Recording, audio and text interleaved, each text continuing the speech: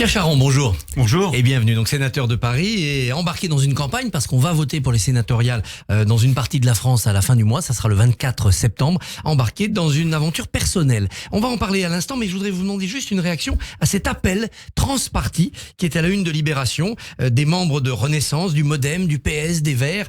Le chef du Parti communiste s'unissent pour dire il faut régulariser les sans-papiers qui travaillent dans les métiers en tension. Et à Paris, on pense notamment à la restauration ou au nettoyage des bureaux. Êtes-vous pour cette régularisation ? Il y a un problème. Déjà, on va en parler au Sénat lorsque le texte va arriver, puisque les LR sont à fond contre et les autres plutôt pour, y compris l'Union centriste. Et y compris le MEDEF, les petits patrons, ils le demandent. Absolument, absolument. Ce sera donc un débat qu'on aura. Je verrai quelle est la position de mon Paris. Je verrai d'ailleurs de quelle façon je serai réélu et grâce à qui. Et vous, personnellement, quand vous circulez dans Paris, que vous interrogez les commerçants, vous ne vous dites pas, il faut les aider, il faut régulariser, sinon il n'y aura plus un restaurant qui marchera pour les Jeux Olympiques. Non, je ne suis pas tout à fait emballé, parce que ça déborde toujours quand on commence comme ça. C'est un appel d'air. Bien sûr, bien sûr. Ouais. Il faut que tout le monde comprenne, on s'arrangera de toute façon, puis le vote est le vote. Une fois qu'il est fait, on fait des chicayas avant, mais une fois que c'est décidé, c'est décidé. On peut avant dire qu'on n'est pas forcément emballé par l'idée. Alors, vous êtes embarqué dans cette sénatoriale particulière parce que vous n'avez pas été reconduit, vous n'avez pas été choisi pour vous succéder à vous-même. Qu'est-ce qui s'est passé ? C'est très curieux, parce que dans toute la France, lorsqu'il y a des sortants, nous étions 4 sénateurs LR à Paris, 2 ne se représentent pas. Donc les 2 sortants sont normalement ou l'une, ou l'un, ou l'autre, et suivis derrière des jeunes ambitieux et jeunes ambitieuses, ce qui est normal. Là, non. Là, il y a une entourloupette qui a été faite. J'ai appelé ça une coterie, pour ne pas avoir de mots grossiers. Et où le président Retailleau, président du groupe au Sénat, s'est entiché de Monsieur Spinner, maître Spinner, qui n'est pas sur un arbre perché, mais qui est l'éternel candidat législatif qui perd 5 fois de suite. Il a hérité de la circonscription de Goisguen. Il l'a perdu, la plus belle de France, le 16e arrondissement intramuros. À partir de ce moment-là, il fait 2 ans à la mairie et il veut venir au Sénat en pensant que finalement j'ai perdu 5 fois, je peux aller au Sénat maintenant. C'est pas comme ça que ça se passe. Mais ce qui m'a surpris, c'est que la commission d'investiture se laisse berner. Il n'y a pas eu de vote. Moi, je m'attendais à un vote. Pas du tout. Auquel cas, je me serais rangé. Mais il n'y a pas eu de vote. Et donc, une liste est sortie de je ne sais où, puisque les listes sont quand même beaucoup d'inconnus. La tête de liste n'est pas très très connue. Lui est connu et il est connu pour des raisons un peu défavorables. Quelle est la vraie raison ? Ça serait de sécuriser le 16e comme mairie, parce que la droite a peur de le perdre bientôt. Alors, c'est le contraire, monsieur Barbier. Parce que si, lui il est maire du 16e, si au bout de 2 ans il s'en va, on n'a pas de remplaçant prévu, il n'y a pas de plan B. Donc on est sûr de perdre le 16e la prochaine fois. C'est donc une très mauvaise stratégie pour ceux qui postulent pour la mairie de Paris. Est-ce que Rachida Dati a eu son mot à dire ? Elle dirige la minorité municipale d'opposition. Elle n'a pas trop voulu se mêler des sénatoriales. C'est pas ça qui fera son élection ou pas. Moi, ma mission, le titre Libérons Paris est un petit clin d'œil pour ceux qui ont un petit peu de mémoire. Ça veut dire qu'il faut apporter pour qu'on gagne des gens qui pour l'instant ne sont pas dans le club, ni dans les soutiens de Rachida Dati. Si c'est elle qui est désignée, ça sera elle. Si c'est quelqu'un d'autre, ça sera quelqu'un d'autre. Mais moi, ce que je veux, c'est amener ceux qui ne peuvent pas y arriver. Par exemple, le Modem a 5 élus. Horizon, on a 6. Pour faire un sénateur, il en faut 14. Donc même s'ils s'associent, c'est là où M. Bargeton est quand même un petit peu curieux, l'ancien adjoint aux finances de Mme Hidalgo, qui est maintenant le candidat de Renaissance. Tout ça, ce sont les tours de passe-passe. Moi, je ne suis pas comme ça. D'ailleurs, la presse l'a pas mal écrit et réécrit. J'ai la même ligne de conduite. Il faut donner un petit coup de main pour y arriver. On n'y arrive pas sans ça. Parce que vous savez, par rapport à Hidalgo et aux écolos, on a beaucoup, beaucoup de retard. Il faut donc se rassembler. D'où le thème Libérons Paris que j'ai tenté avec une liste disruptive. Aucun élu. C'est la seule liste en France où j'ai demandé à ce qu'il n'y ait aucun élu. Donc des gens venus de la société civile. Votre deuxième de liste, c'est Pauline Déroulède. Oui. Dites-nous un mot, parce que c'est la descendante de Paul Déroulède. Elle n'a rien à voir avec ses idées. Elle a un parcours personnel très particulier. Tout à fait. Moi, j'étais élu dans le 15e lorsque l'accident est arrivé. Lorsqu'une voiture conduite par un monsieur de 92 ans, elle était près de son scooter, l'a fauché. Elle était amputée de la jambe. Et élue dans le coin à ce moment-là, c'était l'époque où Édouard Philippe était Premier ministre. Ça a ému tout le monde. Elle a été invitée partout par sa reconstruction. Elle a dû se mettre au fauteuil pour pouvoir continuer le tennis qui était sa passion. Et elle a gagné 1 fois, 2 fois, 3 fois le championnat de France. Et maintenant, elle est sélectionnée aux Jeux Olympiques. Donc cet été, j'ai essayé de la joindre. J'ai réussi à la joindre. Elle était en vacances. Je lui ai fait la proposition, à savoir, pour défendre vos idées, c'est bien de le faire au Sénat vous-même. Quand on verra arriver cette jeune et jolie femme au Sénat avec ce handicap terrible, pour défendre, qui peut mieux défendre la prévention routière qu'elle ? Elle a vécu le truc. Elle n'est pas axée uniquement sur le handicap. c'est la prévention routière. Elle veut changer les textes pour que les personnes de plus de X années puissent quand même avoir un petit contrôle ou repasser un petit permis pour ne pas qu'il arrive ce genre de choses. Alors, le Sénat, c'est les élus des élus, puisque ce sont Oui. les grands électeurs qui désignent. Prendre des néophytes, des non-élus, c'est un risque que vous prenez. Vous faites rentrer le loup dans la bergerie, là. Bah, écoutez, c'est un peu qui même me suivent, cette liste. Parce qu'en réalité, j'ai des amis un peu partout. C'est l'intérêt de s'être bien comporté pendant toutes ces années. Et vous voulez regrouper toutes ces amitiés, toutes ces différences. Exactement. Et c'est comme ça que ça marche, parce que tous les jours, j'en récupère. Mais pour ça, il fallait que ça soit vraiment aucune aspérité. S'il n'y a pas d'élu, c'est mieux. J'allais pas promettre à un adjoint au maire d'un arrondissement d'être sénateur, c'est pas vrai. On se bat pour 2 places en réalité. Pauline et moi. Et à partir de son arrivée, moi, booste la campagne. Il est que plein de gens de transpartis viennent me rejoindre parce qu'elle est là aussi. C'est formidable. Donc, je fais une campagne à 2, voyez-vous. On est à 2. On vous voit tous les deux sur le documents. Voilà. Avant, c'était Pierre Charon. Là, c'est différent, les deux. Et donc, elle, ça lui permet de s'exprimer. Elle fera des médias, les rentrées là, de l'US Open avant-hier.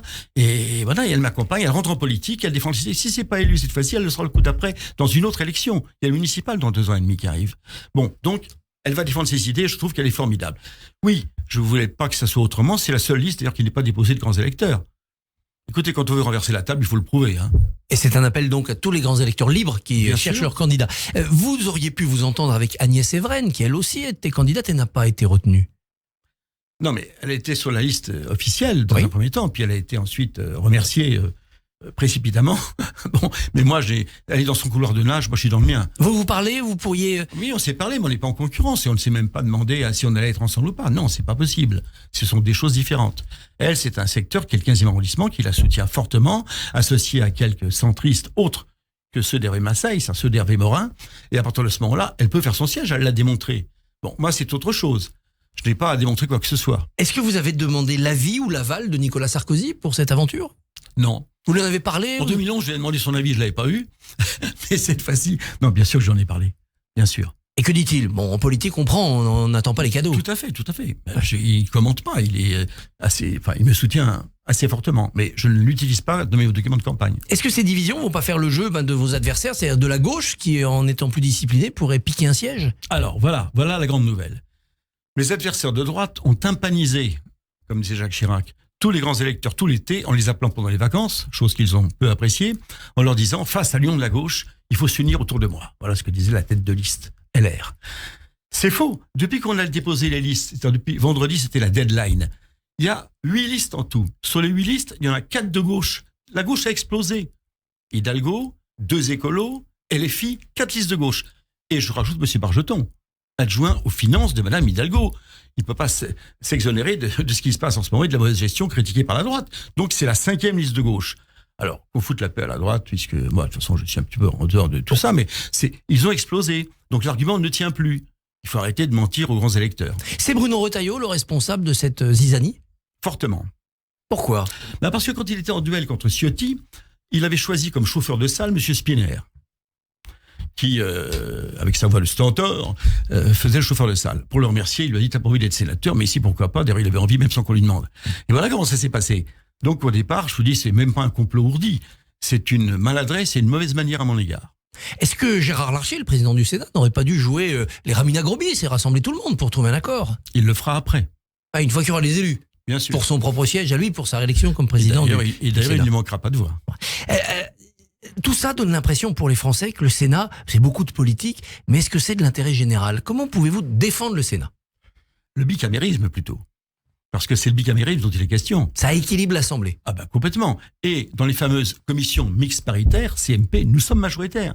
Ce qui fait des textes de loi qui sont en bisbille, qui font des allers-retours, une navette. Lorsqu'elles arrivent devant la commission mixte paritaire, donc partagée entre sénateurs et députés, on est majoritaire. Donc on rectifie les textes, parfois nauséabonds, parfois irresponsables, parfois très mauvais, on les met à notre sauce et on les vote. Et là-dessus, le Sénat est assez solidaire. Et si vous êtes sénateur dans quelques semaines, reconduit, est-ce que vous voterez pour élargir le champ de l'article 11 pour le référendum? C'est gaulliste, ça. C'est gaulliste et c'est le président Larcher qui en a parlé. Donc, à partir du moment où c'est soutenu par le président Larcher, je pense que ça a été ultra vérifié. Oui, je pense que c'est une bonne idée.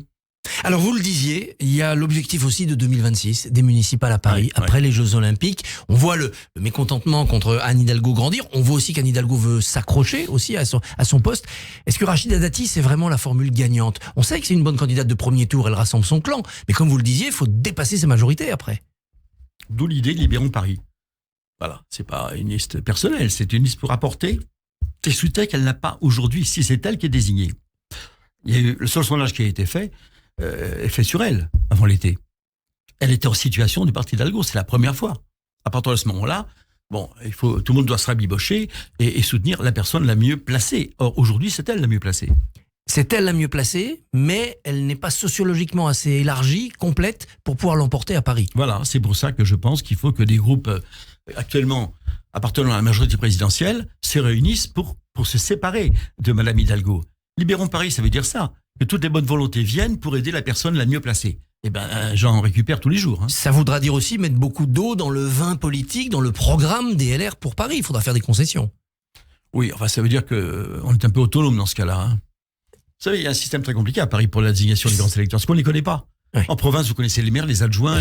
Bon, vous pouvez les gâter, les ploter, les choyer et tout. À Paris, on ne les connaît pas. Chacun désigne 16 ou 17 personnes. Chaque conseiller municipal, chaque conseiller de Paris désigne 16 ou 17 personnes. J'écris à des gens que je ne connais pas. Et donc, c'est pas simple. Pour les municipales, ce qui va jouer aussi contre la droite, c'est les arrondissements. Ce n'est pas Absolument. une élection, c'est 20 élections. Bien sûr. On ne changera pas ce système d'ici là. Je suis arrivé en 2011 au Sénat, j'ai proposé tout de suite une PPL, une proposition de loi, pour modifier la loi PLM, ce qui aurait modifié beaucoup de choses. Jean-Claude Gaudin m'avait dit à l'époque, le temps n'occupe pas, je suis élu grâce à cette loi. Bon, alors évidemment, c'était mon président de groupe et jeune parlementaire, j'ai rien dit. Mais enfin, il faut bien sûr le changer à terme. Les secteurs faussent la donne. Les Parisiens veulent lire leur maire. Et en même temps, il y a des mairies d'arrondissement qui permettent d'avoir une proximité avec les élus. Mais on ne peut pas continuer comme ça éternellement. Il nous est arrivé d'être majoritaire et de perdre face à Delanoë, par exemple. Ça pourra se faire d'ici 2027 ou 2026 Ça, ou c'est le bon. choix du président. Ouais. J'ai plaidé ma cause, j'en ai parlé avec Darmanin, j'ai envoyé un message au président de la République aussi, et puis j'en ai parlé avec les maires d'arrondissement. Voilà. La balle est dans leur camp. Absolument. Pierre Charon, c'est le 24 septembre, les élections sénatoriales. Merci et bonne journée. Merci. Merci Christophe Barbier. On se souviendra donc que Pierre Charon est